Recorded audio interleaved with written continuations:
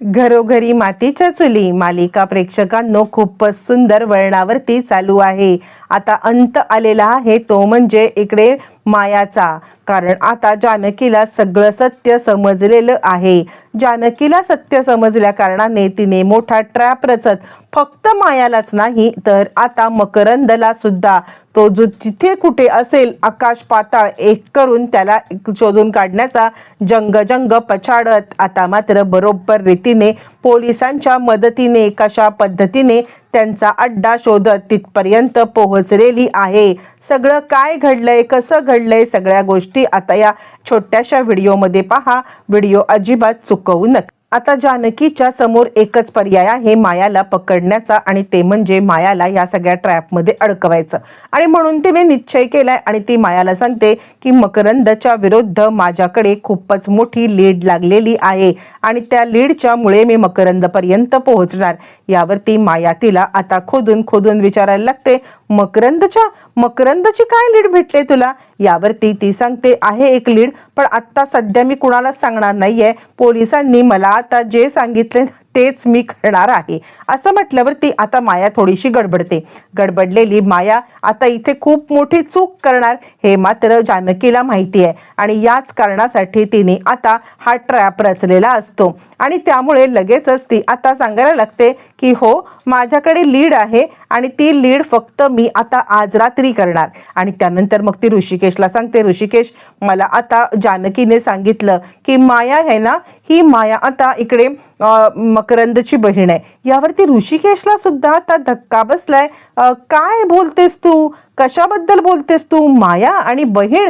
यावरती मग लगेचच आता इकडे ती सांगायला लागते हो माया बहीण आहे। मुळातच आता इकडे आपल्याला या गोष्टी माहिती नव्हत्या पण आता या गोष्टी अशाच आहेत असं ती म्हणायला लागते। म्हणजे मला जानकीने सांगितलेलं आहे आपण पोलिसांची मदत घेऊया। डायरेक्ट दोघं जण पोलिसांकडे आलेत आणि पोलिसांना जानकी सांगायला लागते की आमच्या घरात जी माया राहते ती मकरंदची बहीण आहे आणि आतापर्यंत आपल्याला प्रश्न पडला होता ना की गोष्टी बाहेर कशा जातात आणि त्याचमुळे आपल्याला ज्या गोष्टी उलगडत नव्हत्या किंवा ज्या गोष्टी कळत नव्हत्या त्याच गोष्टी आत्ता समोर आलेल्या आहेत। म्हणजे आता हे सगळं जे काही करत होती ती माया करत होती आणि आपण मात्र विचारच करत राहिलो की हे सगळं कोण करतंय असं म्हटल्यावरती मग लगेचच आता इकडे सांगायला लागलेले आहेत इन्स्पेक्टर साहेब म्हणजे आता तुम्ही या सगळ्यामध्ये इकडे इतके दिवस शत्रूच्याच गोटामध्ये राहून तुम्ही हे करत होतात। यावरती आता इकडे अवंतिका सांगायला लागते मला का कुणास ठाऊक पण मायावरती डाऊट आधीपासून वाटत होता। यावरती सौमित्र सांगायला लागतो हो पण आपल्याला सगळ्यात महत्त्वाचं म्हणजे सारंगला विश्वासात घ्यायला पाहिजे। तो जरा तिच्या जास्त जवळ आहे आणि तो तिला काही चुकीचं सांगून बसायला नको। यावरती जानकी म्हणते मी मुळातच एक गोष्ट तयार केलेली आहे आणि मी या सगळ्यामध्ये एक गोष्ट म्हणजे तिला आता ट्रॅपमध्ये अडकवलेलं आहे आणि हा ट्रॅप म्हणजे असा आहे की याच्यामध्ये आता तिला मी सांगितलंय की मला मकरंदची माहिती मिळाली आणि आज रात्री मी त्याला पकडायला जाणार आहे। यावरती मग आता सौमित्र सांगतो वहिनी मग वेळ वाया घालवायला नको, आता त्या मायाचा पाठलाग करायला पाहिजे। यावरती इन्स्पेक्टर साहेबांना ती सांगते तेच मी तुम्हाला सांगण्याचा प्रयत्न कर। यावरती पोलीस म्हणतात ठीक आहे आम्ही तुमची मदत करायला तयार आहोत, ताबडतोब तुम्ही आता आमच्या सोबत चला, ताबडतोब सगळं आता तिला पकडूया असं म्हटल्यावरती मग आता लगेचच सांगायला लागते जानकी हो पण त्यासाठी तिचा फोन ट्रॅक करा। तिचा फोन जर का आपण ट्रॅक केला ना तर तोपर्यंत आपण तिकडे पोहोचूया। तितक्यात तिकडे आलाय तो म्हणजे सारंग म्हणतो काय झालं काय तुम्ही आता बोलताय? कशाबद्दल बोलताय? मायाबद्दल बोलताय? आता जे नको व्हायला तेच झालेलं आहे। सारंग खरं तर तिच्या प्रेमात पडलाय। आपण पाहिलंय की त्याने तर ऐश्वर्याला डिवोर्स दिलेला आहे याच कारणासाठी की आता त्याला लग्न करायचं आहे ते म्हणजे मायासोबत आणि मायासोबत लग्न करायच्यासाठी आता त्याने हा सगळा रचलेला हे असतो आणि त्यामुळे त्याला ज्या वेळेला समजतं की हे सगळं मायाचं कारस्थान आहे त्यावेळेला तो मात्र चांगलाच गडबडलेला आहे प्रेक्षकांनो। आणि आता त्याच वेळेला इकडे आता सांगायला लागते ती म्हणजे जानकी की हो भाऊजी हेच खरं आहे तुम्ही या सगळ्यामध्ये आता उगाचच अडकले गेलेले आहात. तुम्हाला अडकवण्यासाठीच हा आता ट्रॅप रचला गेला होता आणि आता तुम्ही या सगळ्यात अडकलात. खरं तर ती माया फक्त तुमचा वापरच करून घेत आलेली आहे. माया या सगळ्यामध्ये फक्त आणि फक्त तुमचा वापर करत होती आणि आता तुम्हाला फसवत होती. इकडे मायाने लगेच आपल्या माणसांना कॉल केलाय, माणसांना कॉल केलेला आहे आणि माणसांना कॉल करून लगेचच ती सांगते की दादापर्यंत कुणीही पोचायला नको आहे, तुम्ही त्यांना प्रोटेक्ट करून ठेवा, तिथपर्यंत कुणीही यायला नको. तिथपर्यंत जर का कुणी जानकी नावाची व्यक्ती आली किंवा बाई आली तर मात्र तिला आता तुम्ही अडवा. आणि ते लोक आता जिथे मकरंद आहे त्या दिशेने आता प्रोटेक्शन द्यायला निघालेले आहेत. तोपर्यंत माया आता तिकडे आलेली आहे. माया मकरंदला सांगते आहे, जानकी मला सांगत होती की तिला काहीतरी मोठी लीड सापडलेली आहे. ती जानकी कितीही हुशार असली किंवा कितीही काही करण्याचा तिने प्रयत्न केला ना तरी सुद्धा मी तिला आता कोणत्याही प्रकारे ही लीड मिळवू देणार नाहीये किंवा तिला तुझ्यापर्यंत पोहोचू देणार नाहीये. ती जानकी स्वतःला समजते तरी काय, मी तिला कोणत्याही परिस्थितीमध्ये तुझ्यापर्यंत पोहोचू देणार नाही. असं म्हटल्यावरती आता इकडे मकरंदच्या हाताची हालचाल चालू होते आणि ती सांगायला लागते, मी अशी सिच्युएशन तयार करून आतापर्यंत ठेवले ना की आता जानकीला इकडे यायला पाहिजे. तिला काय वाटतंय की तिला माझ्याबद्दल सत्य समजले. हो, ती सायली आली ना, त्या सायलीने बहुतेक तिचे कान भरलेत आणि तिला सांगितलेलं आहे की मी तुझी बहीण आहे आणि म्हणूनच ती माझ्याकडे संशयाने पाहती आहे. पण तिला माहित नाहीये मी असा गेम खेळले ना तिचा संशय मी टोटली खोटा ठरवणार आहे.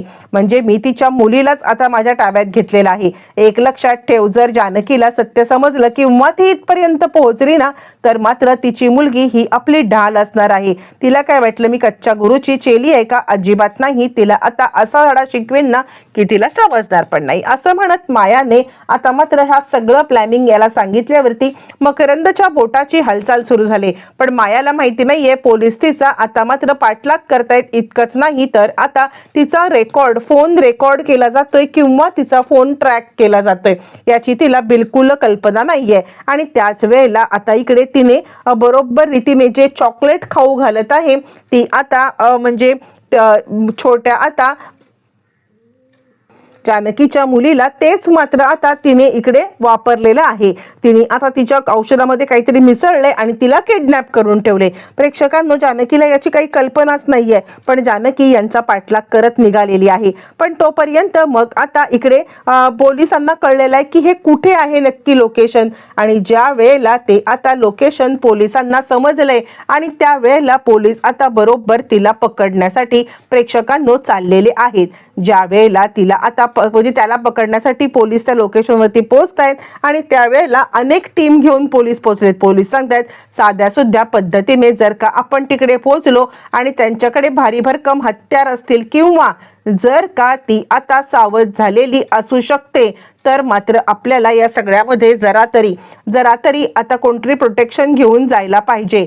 कारण कितीही काही झालं ना तरी सुद्धा आता इकडे ती म्हणजे ती माया ही आता खूप अलर्ट असणार आहे. मग काय, मग इकडे माया आणि मकरंद यांना पकडण्यासाठी पोलिसांनी जो काही ट्रॅप रचलेला होता तो आता यशस्वी झालेला आहे. माया आणि मकरंद ज्या वेळेला त्या रूम मध्ये आहेत त्याच वेळेला पोलिसांनी तिकडे धाड टाकलेली आहे. तिला अजिबातच अपेक्षा नाहीये की असं काही आपल्यासोबत होऊ शकतंय आणि त्यामुळे ती पूर्णपणे बेखबर असताना पोलिसांनी तिच्यावरती ताबडतोब हल्लाबोल केलेला आहे. प्रेक्षकांनो, या सगळ्यामुळे माया आता टोटली हादरलेली आहे आणि आता माया तपप करायला लागले. त्याच वेळेला जानकी म्हणते, तुला काय वाटलं की तू आता मला या सगळ्यामध्ये अडकवू शकशील का? तू मला अजिबात अडकवू शकत नाहीयेस. काहीही झालं ना तरी सुद्धा तुला आता खेळ संपलेला आहे. इन्स्पेक्टर साहेब हाच तो मकरंद आणि हीच त्याची बहीण सगळी सूत्र हलवत होती. आता माया खदाखदा हसायला लागते. मायाला अशा परिस्थितीमध्ये हसताना बघून आता जानकीला खूपच राग येतो आणि हसायला काय झालं असं ज्या वेळेला ती आता बोलते त्यावेळेला माया सांगायला लागते, हसायला काय झालं यापेक्षा जास्त महत्त्वाची गोष्ट ही आहे, तुझी लेक कुठे आहे? तुझी लेक आता जिथे असेल ना तिथून तिला वाचवायचा तू प्रयत्न कर. जर का तुझ्या लेकीला तू वाचवलंस ना तरच तुला या सगळ्यामध्ये आता तुझी लेक सापडेल.